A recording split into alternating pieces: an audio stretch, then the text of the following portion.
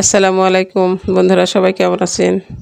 আল্লাহর রহমতে সবাই অবশ্যই ভালো আছেন। আমিও আল্লাহর রহমতে ভালোই আছি। তো আজকে আবার আপনাদের ভাইয়া বলতেছে যে চলো বাজারে যাই, আজকে বাজার করে নিয়ে আসি।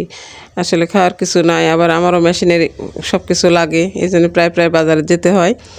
আমি একা একাই যাই। আজকে আবার বললো যে আমিও যাব তোমার সঙ্গে বাজারে, আমি একটু আরাম পাচ্ছি, তোমার সাথে একটু বাজারে যাব। আমি তো একা যাব, কারণ আমি একা ওকে ছাড়ি না, তো তাই একা আসতে দেই না। এই জন্য আমার সাথে আসতে চালো, তাই নিয়ে আসলাম। নিয়ে এসে আমি রাস্তাটা এবার পার হয়ে গেলাম টপ করে।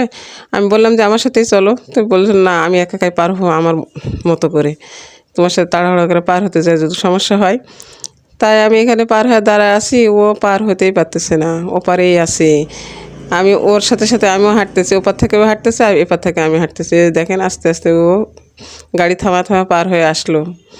আসলে কপালটাই আমাদের খারাপ, না হলে কি আমার স্বামী এরকম হয়? তো বন্ধুরা, দেখতেছেন তো যে আমার ভাগ্যটা কেমন আর আমার কি অবস্থা।